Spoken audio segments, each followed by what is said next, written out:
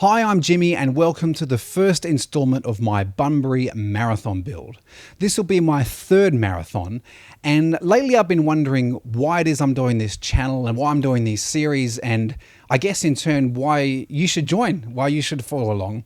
And I reckon a lot of it has to do with me wanting a sense of community. So none of my friends are runners, and I think what I found is on YouTube, following different running YouTube people, for some reason I really feel that sense of connection, that sense of community. And I think there's something innate in all of us that just wants to share part of who we are with others, isn't there? We want to share what we're going through, we want to share who we are. And so this feels like a bit of an outlet for that. I feel not so alone, that even though I've never met any of you, that, we share a common interest, and that's great. And I think there's real value. So even though I'm no expert, far from being an expert, I'm figuring this out as I go along. So please never view anything I say as instructional or advice, but I still think there's value in just observing other people's journey.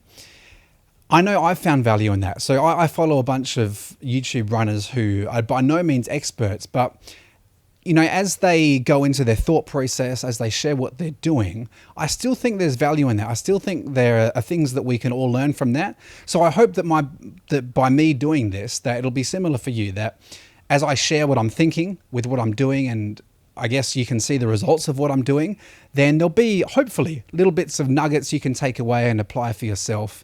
That's the plan anyway. And also I just wanted this to document my progress for my own sake.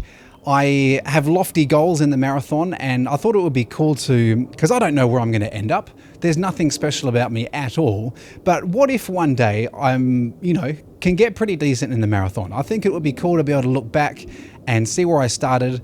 Unfortunately, I didn't start this channel right at the beginning of the journey, but something's better than nothing. So my goals overall for the marathon are just to get as fast as I can, as quickly as I can. So I want to reach my genetic ceiling, whatever that is, as quickly as possible. And the reason I need to do it quickly is because I'm 40. So within a few years, I think that genetic ceiling, that potential will start to decline. So I want to get it done quickly, just so I know of how fast I can be in the marathon. So I've got no idea what that will be.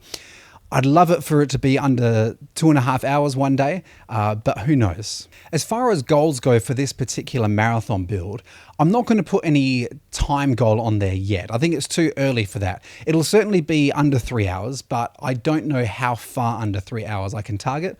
I'll just have to see how I progress. But one big goal is going to be losing weight. So this is a bit of a touchy one, and I won't go into too much detail because I'm actually doing a concurrent series called Low Hanging Fruit, where I'll go much more into that weight loss journey and diet and fueling and all things like that. So I'm wanting to lose body fat first and foremost. I'm currently at about 14%. I want to get that as low as I can, but I think I'm ready to lose some muscle mass as well. So I'm aware that I'm carrying too much weight in kind of upper body muscle, which I haven't really done intentionally. My body just seems to respond really well to weights training. Marathon probably isn't the thing that I'm naturally designed for, it seems. So I seem to get strong and powerful quite quickly. So even though I don't do a huge amount of weights training at the moment, I seem to have responded to it well and, have grown too much muscle mass for a marathoner.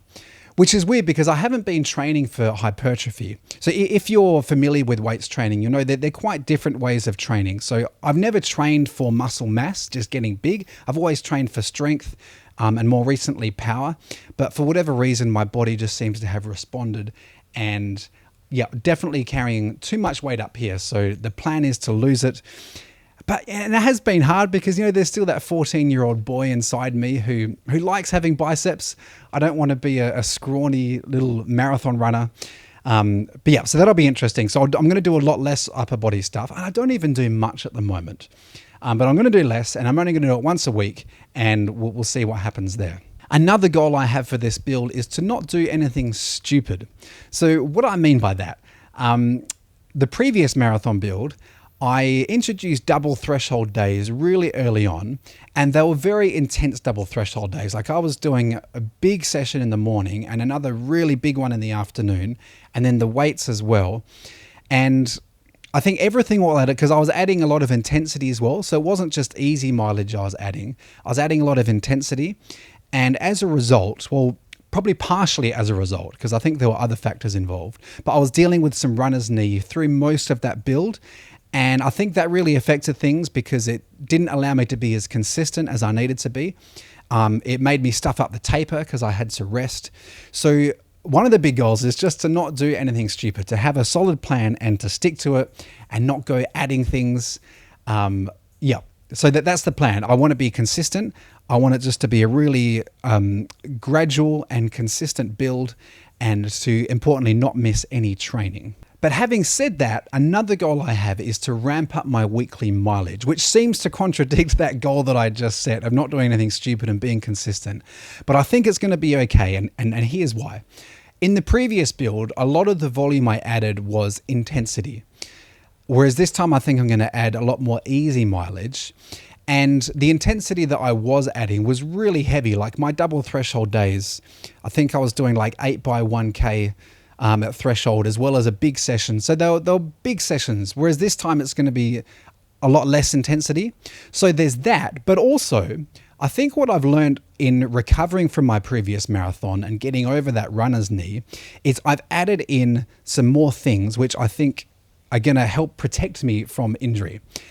And that is, so in the previous marathon build, I wasn't doing any stretching, I wasn't doing any foam rolling, I wasn't doing any mobility work, and I wasn't doing any conditioning. Now, since then, I've actually started all of those things, and the runner's knee cleared up really quickly. Like I don't even have a hint of a niggle now. And I really feel like my body is much more robust to deal with those higher training loads. So I'm going to give it a go. I'm going to continue the stretching, the foam rolling, the mobility work, the conditioning, because conditioning isn't the same as strength training, as I've learnt. I'll share more about that later. So I'm going to give it a go in ramping up this mileage, and reasonably aggressively. It's still going to be safe, but I plan on doing about 8 to 10 Ks a week of added volume. But I'm going to listen to my body. So this is going to be key. The two things I'm looking for are, am I recovered enough in order to nail the next session? And secondly, just how's the body feeling? If I'm starting to tighten up and I'm getting niggles here and there, then I'm going to pull it back. And I'm really holding on to this stuff loosely. So with this added volume, I'm ready to pull the pin if my body doesn't respond well. Because it is really important that I'm recovered well enough for the following session. Otherwise, it's kind of counterproductive. Those sessions are important. I need to hit those hard. So I will be listening to my body, but I'll also be trying to ramp up that weekly mileage. And another goal, which is probably the number one goal actually, is to not become completely consumed by this process. So I think you can, and this is a hard one because marathon training, well, training in the way that I want to train, getting the results I want to get as quickly as possible, it requires a lot. It requires sacrifice. It requires us to be consumed to a certain extent, but I want to make sure that that consumption remains healthy. So yes, there's a time input, but actually it's not that bad. So most of my training occurs in the morning before my family even wakes up, so that's all right. But there's of course the double stuff, so all the stuff in the afternoon. But I think for me, more of the thing is the occupation of the mind. So at the moment, I think I'm guilty of, even when I'm not actually training, my mind is still there and I'm still thinking about it. I'm thinking about sessions, about what I'm going to do next. So my goal for this block is to be much more present in whatever I'm doing outside of training, especially with my family, because that's always number one. My kids, I've got twin girls, they're 14 and my son's 11. This time is precious and I'm never going to get that back. And I don't want to waste these years. I don't want to be so consumed by this goal that my relationship with them suffers, or that, they look back on this time and think, oh, all dad did was train.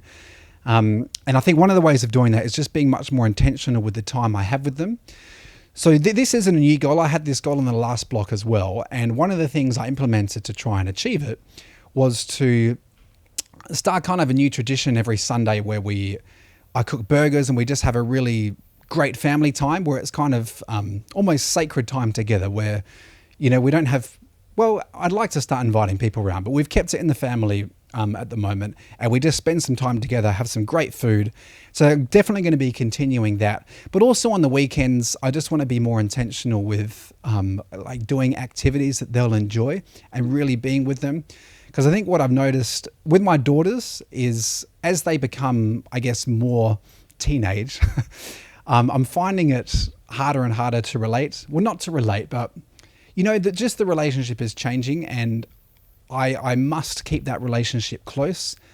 I always want them to want to be with me. I always want them to trust me, to share their heart with me. Because I think if that relationship is strong, you know, we can deal with anything. So that is certainly probably the biggest goal, of to be very intentional with that time with the kids and my wife as well. Yeah, I definitely need to work on that one, because one of the big disadvantages of training early is I go to bed so early. So we don't have much time together at all, because I'm going to bed with the kids.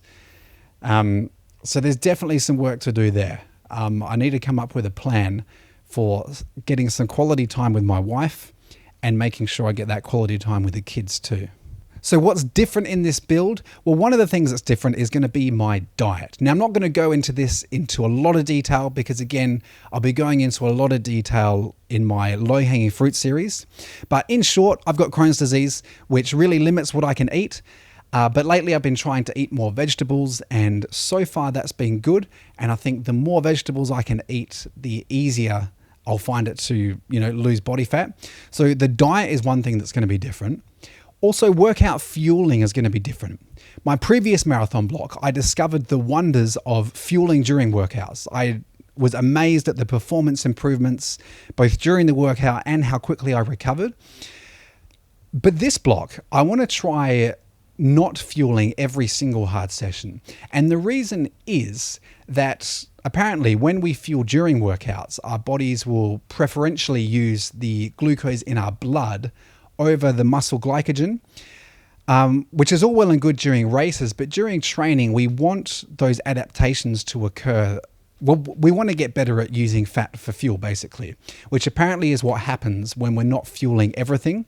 So I want to fuel fewer of my workouts, but that's going to be hard because I also need to make sure I'm recovered enough, especially doing double days.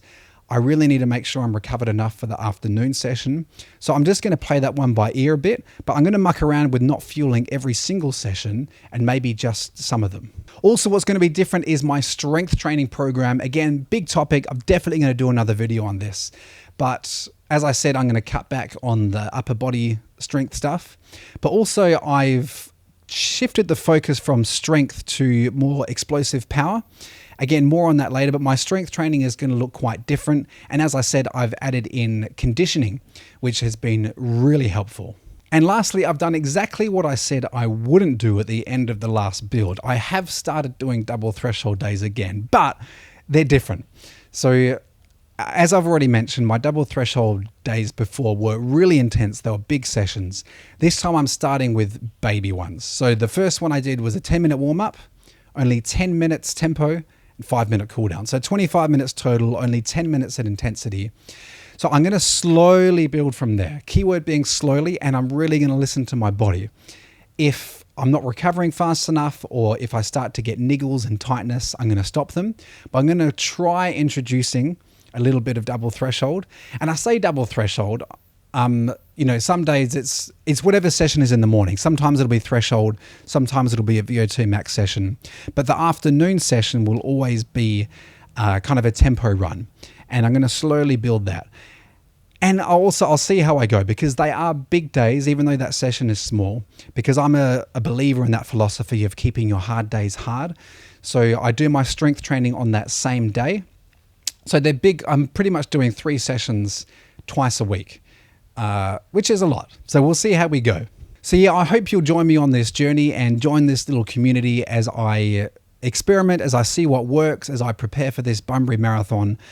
I love running, I love training for it, and I love learning and sharing. So yeah, come along for the ride, and I'll see you in the next video.